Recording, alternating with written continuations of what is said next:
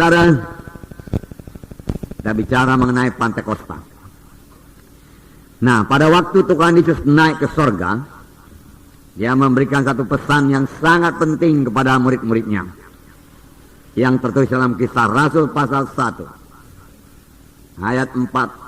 Saya membacakannya lagi kepada saudara. Pada suatu hari ketika ia makan bersama-sama dengan mereka, ia melarang mereka meninggalkan Yerusalem dan menyuruh mereka tinggal di situ menantikan janji Bapa yang demikian katanya, telah kamu dengar daripadaku, sebab Yohanes membaptis dengan air, tetapi tidak lama lagi kamu akan dibaptis dengan Roh Kudus.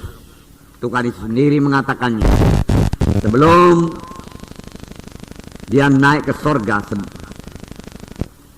yaitu sewaktu dia masih melayani di bumi ini. Tuhan Yesus beberapa kali bicara mengenai Roh Kudus akan datang, Roh Kudus akan memenuhkan kamu, Roh Kudus akan memimpinkan kamu, dan seterusnya. Nah, di sini sekali lagi dia mengatakan sebelum dia naik ke sorga, perkataan yang terakhir, sebab Yohanes membaptis dengan air, tetapi tidak lama lagi kamu akan dibaptis dengan Roh Kudus. Kamu akan ditenggelamkan dalam Roh Kudus dan hidupmu akan berubah, seperti dikatakan dalam ayat 8. Tetapi kamu akan menerima kuasa. Kamu akan menerima kuasa. Saudara akan menerima kuasa. Saya akan menerima kuasa. Roh Kudus itu kuasa. Amin, saudara. Ya, kita menerima kuasa. Jadi kalau kita dibaptis dengan Roh Kudus, kita menerima kuasa. Dan kamu akan menjadi saksiku di Yerusalem dan seluruh Judea dan Samaria dan sampai ke ujung bumi. Oleh sebab itu setiap kali saudara melayani, saudaraku, melayanilah dengan kuasa Roh Kudus. Jangan melayani dengan kekuatan sendiri, akal sendiri, cara sendiri, saudaraku, cara-cara manusiawi, saudaraku, mengambil hati manusia, saudaraku. Tuhan telah berikan Roh Kudus, saudaraku. Biarlah Roh Kudus memakai saudara. Firman Tuhan berkata, kamu akan beroleh kuasa. Apa yang sangat dibutuhkan dalam pekerjaan Tuhan? Kuasa. Kuasa. Firman Tuhan berkata, huruf itu mematikan, tetapi Roh Kudus menghidupkan. Firman Tuhan berkata, bukan oleh kuat, bukan oleh gagah, tapi oleh Roh Tuhan juga, maka pekerjaan Tuhan jadi. Ini dikatakan ayat 14. Saya membacakan pada saudara Kisah Rasul pasal 1 ayat 14. Mereka semua bertekun dengan sehati dalam doa bersama-sama dengan beberapa perempuan serta Maria ibu Yesus dan dengan saudara-saudara Yesus. Dia disebut namanya, tapi dikatakan semua bertekun dengan sehati. Ini perlu, saudaraku, sehati. Sidang Tuhan perlu bersehati. Doa yang bersehati, saudaraku, besar kuasanya. Doa yang bersehati menurunkan kuasa Tuhan. Bertekun artinya tidak mudah menyerah. Terus bertekun, walau ada halangan, walau ada gangguan, walau ada gelombang, dia bertekun, dia maju terus, di atas gelombang tersebut. Bersama-sama beberapa perempuan. Nah, saudara yang kasih nama Yesus.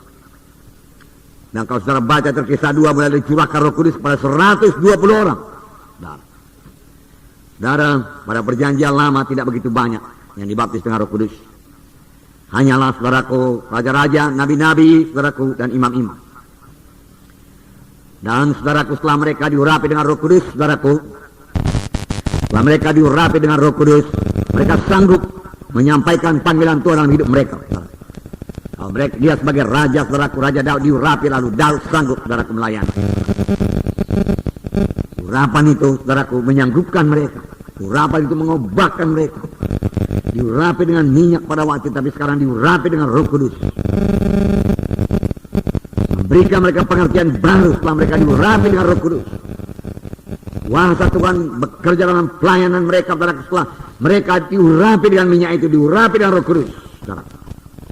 Nah, saudaraku, Musa sangat menginginkan supaya semua bangsa Israel, saudaraku, dipenuhkan dengan Roh Kudus.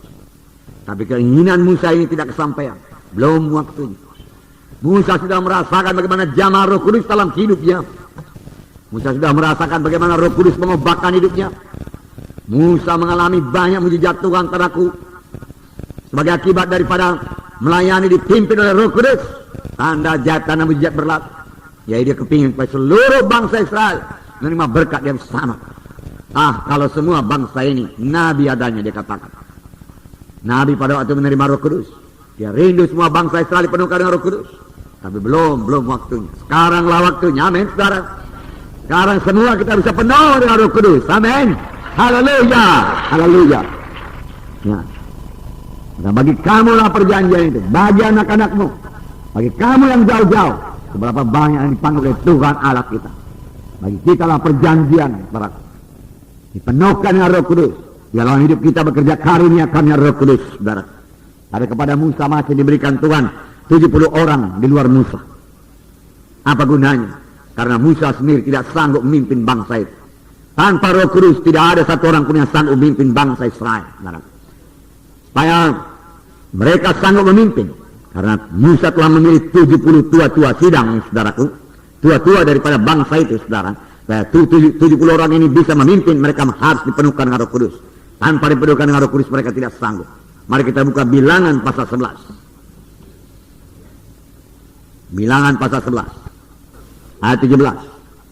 Maka aku akan turun dan berbicara dengan engkau di sana. Lalu sebahagian dari roh yang hinggap padamu itu akan kuambil dan kutaruh atas mereka. Maka mereka bersama-sama dengan engkau akan memikul tanggung jawab atas bangsa ini. Jadi tidak usah lagi engkau seorang diri memikulnya. Tanpa diberikan Roh Kudus mereka tidak bisa memikul tanggung jawab atas bangsa Israel. Mereka bahkan tidak mengerti memikul tanggung jawab itu, saudara. Mereka tidak mengerti. Sampai sekarang kalau kita mau mengerti perkara-perkara rohani, kita tidak bisa mengerti dengan akal manusiawi, dengan kebentaran manusia tidak bisa. Kita perlu, saudara, wahyu daripada Roh Kudus, saudara. Kita perlu Roh Kudus, saudara, bekerja dalam hati kita, saudara, menerangkan rahasia daripada firman Tuhan. Tuhan berkata kepada Musa, kumpulkan 70 tua-tua sidang. Dia katakan, lalu aku mengambil sebahagian daripada roh yang ada padamu dan kutaruh ke atas mereka. Lalu mereka, dia katakan, akan sanggup memikul tanggung jawab atas bangsa Israel bersama-sama dengan engkau. Tanpa diberikan Roh Kudus mereka tidak sanggup memikul tanggung jawab. Itu sebabnya saudara Tuhan berkata, tunggulah di Yerusalem, jangan pergi. Kamu tidak akan sanggup menegakkan perintah agung kalau bukan dengan Roh Kudus. Tuhan berkata, tunggu sampai kamu lengkap dengan kuasa dari Maha Tinggi.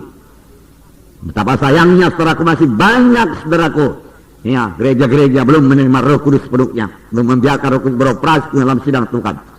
Saudaraku, dalam sidang ini biar Roh Kudus, saudaraku, mengambil tempat yang utama, memimpinkan kita semua, saudaraku, mengubahkan kita semua, melengkapi kita semua, mengurapi kita semua, dan membiarkan saudaraku Roh Kudus bekerja dalam sidangnya ini dengan memakai saudara.